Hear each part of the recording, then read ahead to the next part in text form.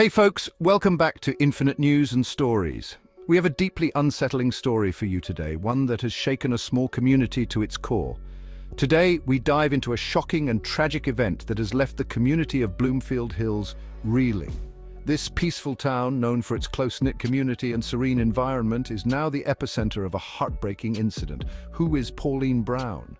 And what led to the alleged shooting of a 19-year-old in a Target parking lot? These are the questions that everyone is asking. And the answers are as complex as they are disturbing. Let's break it down. The story begins with Pauline Brown, a name that has now become synonymous with fear and outrage in Bloomfield Hills. Pauline Brown, a name that has now become synonymous with fear and outrage in Bloomfield Hills. But who is she really? And what could have driven her to such a desperate act? On the evening of July 30th, authorities were called to the Target parking lot after reports of gunfire. The scene was chaotic, with flashing lights and emergency responders rushing to the aid of the victim. There, they found a 19-year-old whose identity is being withheld, suffering from a gunshot wound. The young victim was in dire straits, and every second counted. The teen was rushed to the hospital and is currently in critical condition. The medical team is doing everything they can to save this young life, but the situation remains precarious. So, who is Pauline Brown? This question has been on everyone's lips since the incident occurred. According to the story, Pauline Brown is handicapped and was driving into a Target parking lot on Tuesday when a distressing incident occurred. As she was pulling up into the handicapped spot reserved for people like herself, a car abruptly whisked past her and parked into the handicapped spot. The stunning occurrence became even more jarring when Brown realized that the driver of that car was a young man who was as fit a fiddle alongside his 8-year-old brother. There was no justification for that car to be parked in a handicapped spot, and this infuriated Pauline Brown. She decided to wait for the young man to finish his shopping so she could confront him.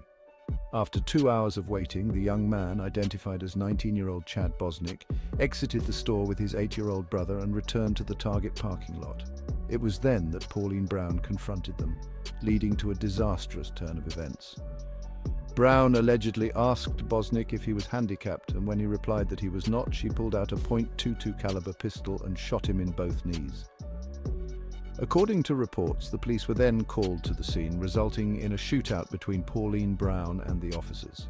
Brown allegedly used an AR-15 assault rifle, managing to kill one officer and injure another before surrendering after she ran out of ammunition. While the investigation continues, Pauline Brown has been taken into custody and is facing serious charges, including attempted murder. Her arrest has only added to the community's shock and confusion. Following her arrest, it was revealed that Pauline Brown, described by Dax News as a former Special Ops Marine, was wearing a bulletproof vest. She told police she was fed up with white people getting away with everything, referencing the recent case of Sonia Massey, where a police deputy shot and killed an unarmed black woman in her home. The report quotes Brown as saying, "I guess I was just in a bad mood.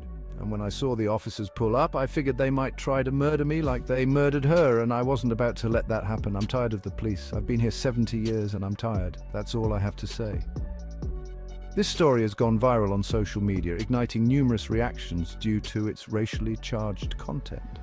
The community of Bloomfield Hills is in shock. This incident has shattered the sense of safety and security that residents once took for granted.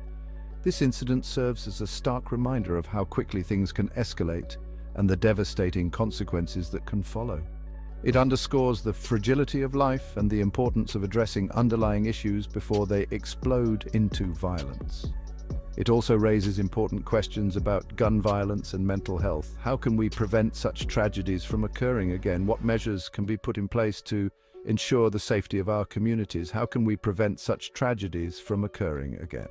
The community is now engaged in discussions about safety measures, mental health resources, and the role of law enforcement in preventing future incidents.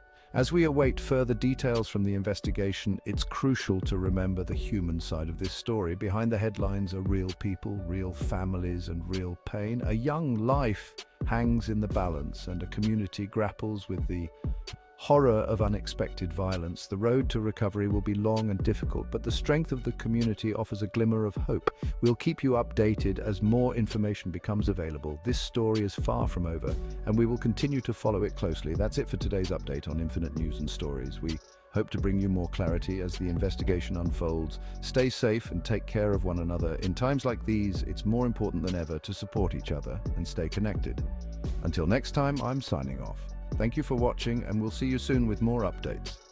Don't forget to subscribe to our channel and click the like button if you found this update helpful. Stay tuned for more stories and updates from Infinite News and Stories.